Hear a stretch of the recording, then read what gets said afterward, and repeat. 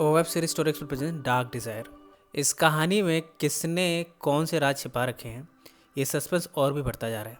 जैसे जैसे कहानी समाप्ति की ओर जा रही है, ब्रेंडा की मौत का राज और भी गहराता जा रहा है। कहानी शुरू करने से पहले अगर आपने चैनल को सब्सक्राइब नहीं किया तो सब्सक्राइब कर लीजिए और बेल आइकन दबा दीजिए। अगर ये वीडियो पसंद आए तो लाइक करना ना भूलें। लियो की जान जैसे तैसे बच गई है, पर उसकी हालत देखकर लगता नहीं है कि वो ज़्यादा दिन जी पाएगा। एल्मा उसे मिलने हॉस्पिटल पहुंची है। दारियो ने अपने ऑफिस से उस हॉस्पिटल में फ़ोन लगाया है जिसमें लियो है, जबकि जोए बार बार एनिमस को मैसेज कर रही है। इस्तेबान मिला है एल्मा से। उसने कहा वेलेजो का फ़ोन आया था, वो मुझसे मिलने वाला था। उसके पास ब्रेंडा की मौत से जुड़े कई पुख्ता सबूत थे, पर उसके बाद वो मुझे मिला ही नहीं। पता नहीं कहाँ है। मैंने पुलिस स्टेशन फ़ोन किया, उसके घर पे फ़ोन किया, पर कहीं नहीं मिला। हो सकता है कि जो इंसान ब्रेंडा की लाश ले गया हो वही वलेजा को भी किडनैप करके ले गया हो और सारे सबूत भी ले गया हो। एल्मा ने पूछा तुम्हें किसी पर शक है? इस्तेबान ने कहा वो दारियो तो नहीं हो सकता, क्योंकि उसके इतने कॉन्टेक्ट्स नहीं होंगे कि वो एक लाश को गायब करवा दे। पर एक बात मेरी समझ नहीं आ रही। एडिथ ने मुझे बताया था कि बीमार होने से पहले लियो ने ब्रेंडा की फाइल देख ली थी। एल्मा ने कहा तो तुम ये कह रहे हो कि लियो ने वलेजो को गायब करवाया है?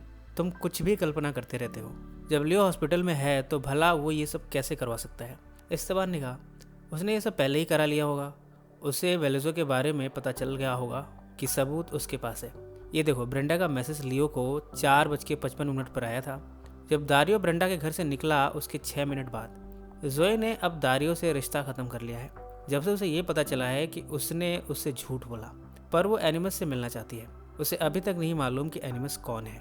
वो अपने दोस्त करीना के साथ उसे बार बार मैसेज भी भेज रही है, पर दारियो उसे कुछ भी रिस्पॉन्स नहीं कर रहा। इस्तेबान ने एल्मा से कहा लियो हमसे काफ़ी कुछ छिपा रहा है। एल्मा ने कहा देखो, वीडियो में जो शख्स दिख रहा है ज़रूरी नहीं कि वो लियो हो, उसके जैसा दिखने वाला भी तो शख्स हो सकता है। देखो, लियो ने ब्रेंडा को नहीं मारा, ऐसा करके उसे क्या मिलेगा?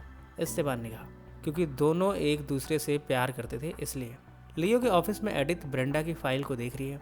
यहाँ पुलिस स्टेशन से गार्सिया का फ़ोन आया, उसे लियो से बात करनी है, पर एडिथ ने कहा कि वो अभी अवेलेबल नहीं है। एल्मा ने इस्तेबान से कहा तुम मुझे पूरी बात बताओ, आखिर लियो क्यों मारेगा ब्रेंडा को? इस्तेबान ने कहा ब्रेंडा का मैसेज आया होगा लियो को, वो लियो से दारियो के बारे में बताना चाहती होगी। इसके बाद लियो ने ब्रेंडा को फ़ोन किया, जैसा कि रिकॉर्ड में दिख रहा है। उसके बाद लियो ब्रेंडा के घर पहुंचा। यहाँ ब्रेंडा ने लियो से कहा कि वो इस रिश्ते में अपना हक चाहती है, वरना वो एल्मा यानी तुम्हें सब बता देगी। लियो ने उसे डांटा। इसके बाद उसे ब्रेंडा का मुंह बंद करना था। उसे अच्छी तरह मालूम है कि एक हत्या को सुसाइड कैसे दिखाना है, पर तुम ये सब किसी से ना कहना, जोए से भी नहीं। हम उसे खतरे में नहीं डाल सकते। ये सब सुनकर एल्मा भावुक हुई। वो लियो के बारे में ये सब सुन नहीं पा रही, उसे बहुत चोट पहुंची है। इस्तेबान ने कहा तुम्हें अब अपना ध्यान रखना होगा, तुम्हारी जान को भी खतरा हो सकता है। ये सब सुनकर एल्मा इस्तेबान के गले से लिपट कर रोने लगी। इस्तेबान ने उसे संभाला।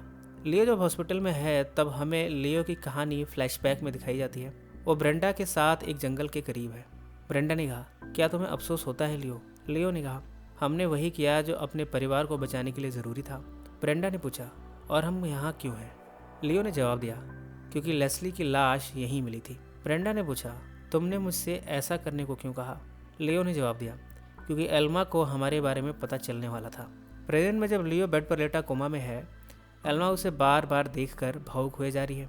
एल्मा जब हॉस्पिटल के बेसमेंट में थी पार्किंग के पास, तब दारियो यहाँ उसके करीब आया। एल्मा तो उसे देखना नहीं चाहती थी, पर दारियो ज़बरदस्ती उसे रोकने लगा। वो उसके साथ ज़बरदस्ती करने लगा, ये कहते हुए कि वो सिर्फ एल्मा को चाहता है। एल्मा अपने आप को छुड़ाने की कोशिश करती रही। जोए ने एनिमस को जीपीएस के थ्रू ढूंढ ही लिया, वो भी यहाँ पहुँची है। उसने इन दोनों को साथ में देख लिया। वो वॉशरूम में जाकर रोने लगी। दिल के साथ साथ उसका परिवार भी टूट रहा है।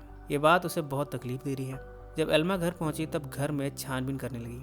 उसे वो जैकेट मिली है जिसे लियो पहनकर उस वीडियो में ब्रेंडा के घर के आगे दिखा था। जोए पहुंची है दारियो की शॉप। उसने कहा कमीने, तुम अपना नाम बदलकर मुझसे बात करते रहे, और मैं जानती हूँ कि एल्मा यहाँ है, मुझे उससे बात करनी है। इस्तेबान और गार्सिया जंगल में पहुँचे हैं। यहाँ इन्हें एक लाश मिली है। इस्तेबान देखकर हैरान है कि ये लाश वेलेजो की है। साथ ही एक बॉक्स है जिसमें ब्रेंडा के अवशेष हैं। जोए एक एक सच जानना चाहती है दारियो से। उसने पूछा इन सब के दौरान जब तुम एनिमस नाम से बात कर रहे थे, तुमने मेरी माँ के साथ संबंध बनाया, क्या ये सच है? दारियो ने इस बात से इनकार नहीं किया। जोए ने कहा तुम कितने घटिया किस्म के इंसान हो। दारियो ने इसका जवाब दिया तुम्हारे पापा ने मेरे पापा के साथ जो किया, मुझे उसका सच जानना था, इसमें ये सब हुआ। जोए ने कहा, और जो मेरे परिवार के साथ गलत हुआ उसका क्या? कितने घिनौने हो तुम। तुमने अपने पिता के सच के लिए हम माँ बेटियों का खिलौने की तरह इस्तेमाल किया। दारियो ने कहा, मेरे पापा को 2 बार मारा गया।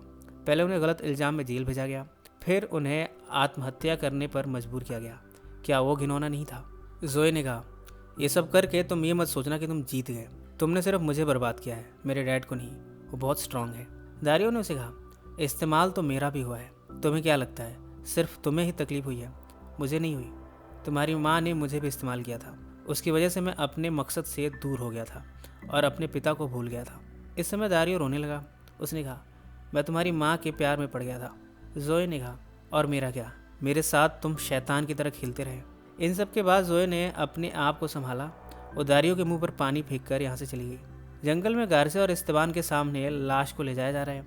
गार्सिया ने पूछा, क्या तुम्हें मालूम है कि ब्रेंडा की लाश को निकालने के आदेश किसने दिए थे? इस्तेबान ने कहा, देखो गार्सिया, इस समय तुम्हारी और मेरी जान को खतरा है। अगर जो भी एक शख्स है, चाहे लियो ही क्यों ना हो, अगर वो वेलेजो को मरवा सकता है तो तुम और मैं क्या चीज़ है? इस समय बस तुम अपना मुंह बंद रखो। वेलेजो की मौत सिर्फ एक चेतावनी भर है। इसी नोट पर कहानी का यह हिस्सा यही समाप्त हो जाता है। और अब कहानी का अगला हिस्सा। फ्लैशबैक में हमें दिखाया जाता है कि ब्रेंडा के जन्मदिन पर सभी इकट्ठा हुए हैं। सब इस पार्टी को एंजॉय कर रहे हैं।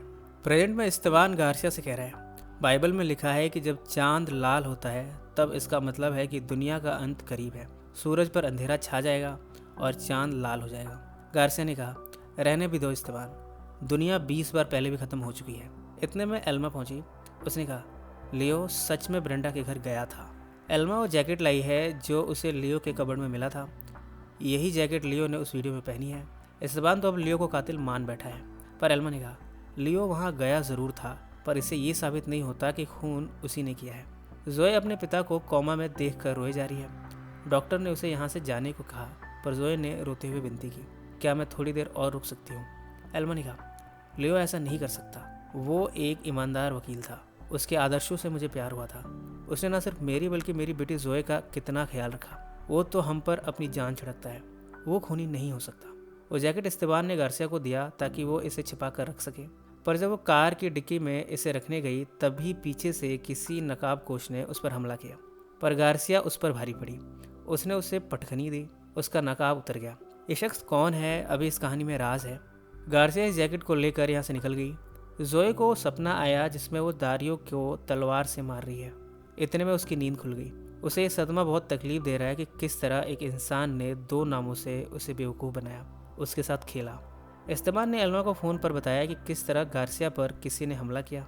उसने कहा, मैं तुम्हें कह रहा हूँ, घर से बाहर मत निकलो, जोए को भी मत निकलने दो। एल्मा ने कहा, मैं ये कैसे मान लूँ? भला जो इंसान कोमा में है वो ये सब कैसे करवा सकता है? सुबह जोए बाहर जा रही थी तभी एल्मा ने उसे रोका। जोए ने कहा, आपके दारियों से संबंध थे। उसने दारियों को यहाँ बुलाया भी है। यहाँ इन दोनों के सामने जोए ने कहा, तुम दोनों के झूठ सामने आ चुके हैं कमीनों। उसने एल्मा से कहा, आपके पास क्या सफाई है इस बारे में? मेरे पास तो यह है कि इसने मुझे बेवकूफ़ बनाया। आप अपनी सफाई दीजिए। एल्मा ने कहा, मेरे पास कोई सफाई नहीं है। जोए ने कहा, मैं बताती हूँ, तुम दोनों ने मिलकर मेरे पिता को बर्बाद करने के लिए जाल बिछाया। दारियो ने जवाब दिया, जोए, इन सब का जिम्मेदार मैं हूँ। जोए ने उसे डांटते हुए कहा, तुम चुप रहो। तुम जैसे इंसान को जेल जाना चाहिए, पर कानून में जुर्म की सज़ा ही नहीं है। कोई किसी के भी साथ खेल सकता है और कानून इसे कंसिडर भी नहीं करता। जोए अपनी माँ के पास गई। आपने पूरी ज़िंदगी मुझे छोटा महसूस कराया है।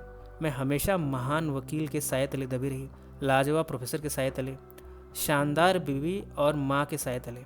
आप अपने आप को परफेक्ट दिखाती रही।